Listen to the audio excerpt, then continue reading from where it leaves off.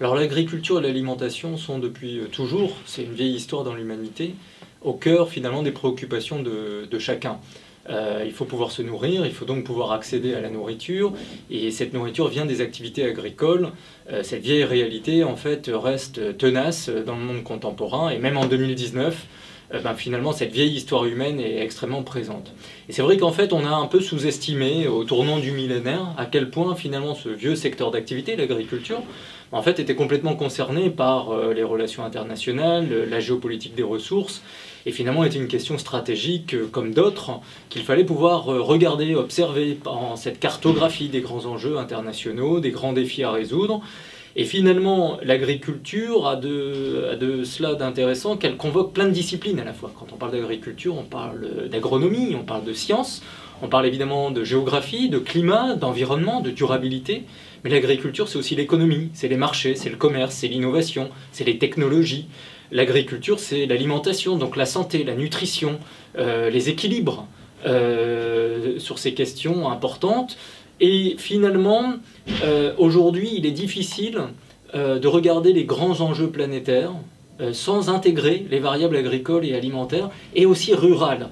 C'est-à-dire qu'il y a un continuum d'explications parfois qui permettent de comprendre des phénomènes de migration de détresse, des phénomènes de perturbation sur les politiques publiques, des phénomènes de crispation identitaire dans des territoires qui viennent parfois de ces difficultés rencontrées dans des territoires ruraux, des difficultés d'insécurité alimentaire ou au contraire des politiques agricoles qui servent dans la diplomatie économique, dans le jeu commercial international et dans des négociations à jouer pour les intérêts des pays et au contraire leurs préoccupations vis-à-vis de partenaires ou au contraire de compétiteurs. L'agriculture se trouve au cœur des relations internationales depuis longtemps, elle continue à l'être, et visiblement dans cette séquence internationale marquée par un certain nombre de tensions, d'incertitudes sur le multilatéralisme, sur la stabilité, etc.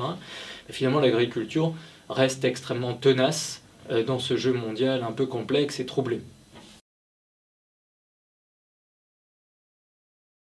Alors parmi les contraintes, si on se projette dans le temps, qui fait que l'agriculture est stratégique encore aujourd'hui, il y a une première contrainte très simple, c'est quand même la poursuite de l'augmentation de la population mondiale, sans s'y attarder, mais nous allons passer de 7,5 milliards d'habitants à 10 milliards en 2050, ça veut dire une augmentation de la demande alimentaire mondiale de 50% d'ici à 2050, sur les 3 prochaines décennies. C'est une augmentation significative. À l'échelle mondiale, à l'échelle du continent asiatique ou de l'Afrique, c'est une augmentation de plus de 100% de la demande alimentaire. Or, malheureusement, les ressources pour produire en agriculture, c'est-à-dire l'eau, c'est-à-dire les terres, c'est-à-dire aussi un climat capable de permettre le développement agricole, ne sont pas uniformes sur la planète. Il y a de profondes inégalités géographiques dans ces dotations de ressources naturelles, et on sait que grosso modo, on ne va pas pouvoir augmenter fortement les surfaces agricoles dans le monde au cours des prochaines années, à cause des changements climatiques, à cause de contraintes de la guerre qui peut persister dans des territoires où il y aurait des réserves foncières cultivables, mais qui ne sont pas cultivées parce que les conditions du développement, de la paix, de l'organisation des producteurs, de l'organisation des filières ne sont pas réunies. Ce qui fait que la première des grandes contraintes, c'est comment on va être capable de produire plus demain sur des territoires finalement à peu près équivalents en termes d'espace dédié à l'activité agricole. Cette contrainte d'augmenter la production se double d'une deuxième contrainte de devoir produire bien mieux. Parce qu'on sait que l'activité agricole a bien sûr une incidence sur l'environnement, sur la durabilité des systèmes. Et aujourd'hui, on cherche des solutions pour que demain, nous puissions faire mieux qu'hier. Donc, il ne s'agit pas non plus de revenir aux pratiques du passé. C'est difficile de faire rétropédalage dans l'histoire. Ce qui est important, c'est de pouvoir demain réduire l'empreinte environnementale des activités agricoles, continuer à faire de mieux en mieux, produire avec moins d'impact, produire avec moins de conséquences sur, encore une fois, l'environnement et les ressources. Mais il va falloir donc produire plus et produire mieux. Et il va falloir produire stablement. Pourquoi stablement? Parce que finalement, Les relations internationales ne sont pas du tout pacifiées. On a des jeux de rivalité, de concurrence, de compétition, de convoitise autour, bien sûr, de l'agriculture et de l'alimentation.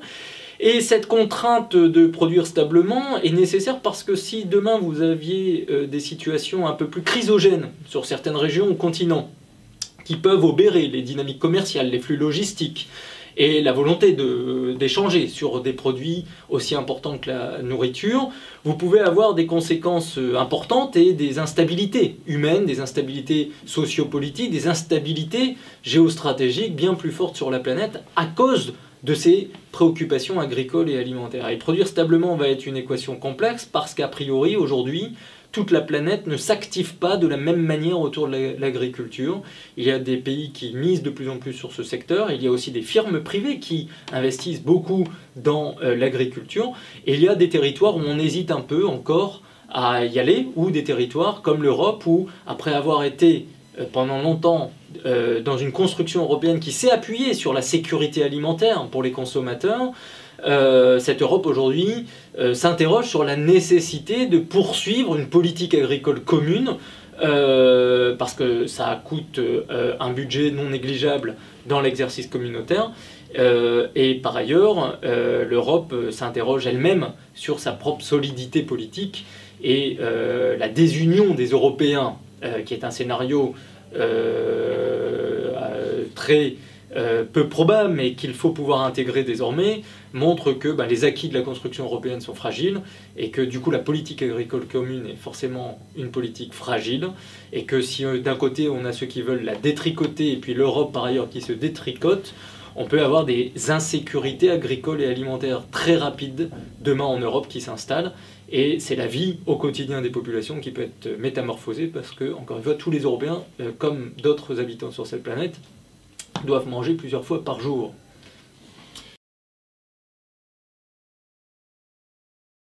Justement, sur le débat européen aujourd'hui, ce qui est intéressant, c'est de souligner que d'un côté, il y a une accélération de politique agricole, d'investissement agricole dans un certain nombre de régions dans le monde, de la part d'opérateurs publics ou privés. Premièrement. En miroir, nous avons une Europe qui a construit une situation agricole et alimentaire exceptionnelle. Au lendemain de la Seconde Guerre mondiale, l'Europe, quand elle a décidé de se projeter collectivement dans une union politique, économique, avec des marchés partagés, avec une volonté d'exister de manière uniforme dans la mondialisation, l'agriculture a été un moteur dans cette unité européenne.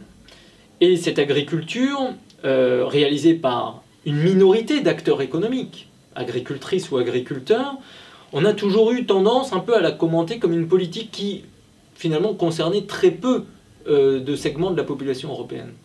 Moi, je m'inscris complètement en faux sur cet aspect, puisque la politique agricole commune, en fait, bénéficie à 500 millions de consommateurs, c'est très important de le souligner, et on a atteint, à la fin du XXe siècle, une situation où en Europe on n'a jamais eu autant de sécurité alimentaire quantitative et qualitative.